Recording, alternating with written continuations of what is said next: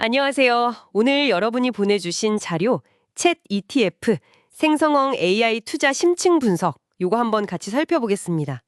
2024년에 나스닥이 진짜 연일 최고치를 찍으면서 엄청 뜨거웠잖아요. 네, 맞아요. 정말 대단했죠. 그 중심에 딱 인공지능, 뭐 엔비디아나 마이크로소프트 같은 빅테크 기업들이 있었고요. 네. 그래서 AI 열풍 속에서 오늘은 좀 특별하게 스스로 텍스트나 이미지 같은 걸 만들어내는 생성형 AI 있잖아요. 아, 네네. 생성형의 AI. 거기는 특화된 투자 상품 Roundel Generative AI and Technology ETF, 티커는 CHAT. 이거에 대해 좀 깊이 얘기 나눠보려고 합니다. 이게 과연 여러분의 투자 관심사랑 어떻게 연결될 수 있을지 핵심만 빠르게 한번 파헤쳐보죠. 네, 좋습니다. 쉐이드 ETF는 2023년 5월, 그러니까 작년이죠. 뉴욕 증권거래소 알카에 상장된 비교적 새로운 상품이에요. 근데 중요한 특징이 뭐냐면 그냥 AI 테마를 다 담는 게 아니라 생성형의 AI라는 그 특정 분야에 딱 집중한다는 거고요. 그리고 또 하나 시장 상황에 맞춰서 투자 종목을 이렇게 저렇게 바꾸는 액티브 운용 방식을 쓴다는 점입니다. 아, 액티브 운용이요? 네. 운용 자산은 지금 한 3억 3,500만 달러 정도 되고 총 보수율은 0.75%인데 이게 보통 ETF보다는 좀 높긴 하죠. 0.75%면 좀 높은 편이네요. 네. 그렇죠. 근데 이게 뭐랄까 빠르게 변하는 AI 기술 트렌드를 적극적으로 따라가려는 전략 비용이라고 보시면 될 것 같아요. 하긴 액티브 운용이라 AI처럼 진짜 정신없이 변하는 분야에서는 오히려 그게 더 나을 수도 있겠네요. 근데 구체적으로 어떤 기업들에 투자해요? 그 액티브 전략이라는 게 실제로 어떻게 움직이는 건지 포트폴리오 보면 좀 감이 올까요? 네, 맞아요. 포트폴리오를 보면 상위에는 역시 엔비디아, 마이크로소프트, 알파벳, 오라클, 팔란티어 같이 딱 이름만 들어도 아는 그런 대표 주자들이 있어요. 네네, 익숙한 이름들이네요. 근데 여기서 좀 재미있는 게 이 상위 5개 기업 비중이 전체의 한 24% 정도라는 거예요. 생각보다 낮네요. 보통 기술주 ETF는 몇 개 기업에 확 쏠리던데? 그렇죠. 이게 특정 거대 기업에 너무 의존하지 않고 나머지 한 76% 정도는 다른 글로벌 AI 관련 기업들로 채워서 분산 효과를 높인 거죠. 안정성도 좀 더하고요. 액티브 운용이라는 게 바로 이런 데서 나타나는 거죠. 시장 보면서 이 기업이 유망하다 싶으면 비중 늘리고 또 새로운 강자가 나오면 편입하고 그런 식으로 유연하게 대응하는 겁니다. 아하, 이해가 되네요. 그래서 그 기업들 성과도 좋았다고요? 네, 이 기업들 대부분 최근 1년간 수익률이 상당히 높았어요. 두 자릿수 이상 기록한 것들이 많죠. 와, 그 1년 수익률이 21%에서 29%나 됐다고 하던데 동종 기술 ETF 평균보다 훨씬 높았다는 거잖아요. 맞습니다. 성과가 좋았죠. 게다가 이게 또 매력적인 게 한 $50 정도 비교적 소액으로도 이런 최첨단 기술 기업들에 투자할 수 있다는 거.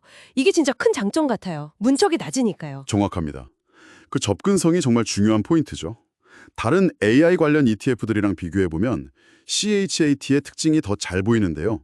예를 들면 V보츠는 로보틱스랑 AI 결합에 좀 더 초점 맞추고 IRBO는 좀 더 넓게 글로벌 AI 기업에 분산하고 로보는 로보틱스나 자동화 기술 자체에 집중하고요. 아, 네네. 각각 좀 다르군요. 네.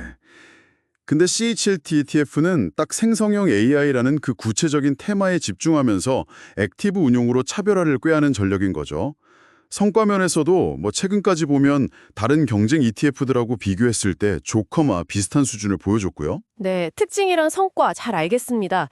그럼 이걸 다 종합해보면 AI 투자에 관심 있는 우리 청취자분들 입장에서 CHAT ETF는 어떤 기회를 준다고 정리할 수 있을까요? CHT ETF는 일단 현재 AI 혁신, 특히 그중에서도 생성형 AI 분야의 성장성에 직접 투자하고 싶은 분들께는 상당히 매력적인 통로가 될 수 있다고 봐요. 액티브 운용을 하니까 빠르게 변하는 기술 트렌드에 잘 대응해서 좀 더 높은 수익을 기대해 볼 수도 있고요. 그리고 무엇보다 아까 말씀하신 것처럼 적은 돈으로도 엔비디아 같은 핵심 AI 기업들에 분산 투자하면서 이 거대한 기술 변화의 흐름에 좀 올라탈 수 있다. 이게 가장 큰 장점 아닐까 싶습니다. 그렇죠. 근데 항상 좋은 점만 있진 않잖아요. 그 액티브 운용이랑 고성장 테마라는 게 반대로 보면 리스크가 될 수도 있을 것 같은데요. 물론입니다. 당연히 고려해야 할 점들이 있죠. 이게 고성장 기술주 중심이다 보니까 시장 전체가 흔들릴 때 변동성이 클 수 있고요. 개별 기업의 밸류에이션 부담도 있을 수 있습니다. 그리고 생성형 AI 분야는 아시다시피 경쟁이 정말 치열하고 기술 변화 속도가 엄청나잖아요. 네, 그렇죠. 그래서 어떤 기업의 실적이나 주가가 갑자기 확 뛸 수도 있지만 반대로 예상보다 훨씬 크게 떨어질 수도 있어요.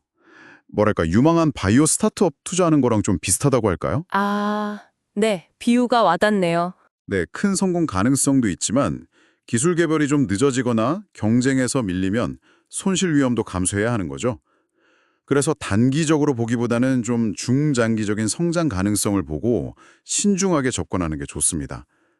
또 AI 기술 발전 속도가 생각보다 더디면 수익률이 기대에 못 미칠 수도 있는 거고요.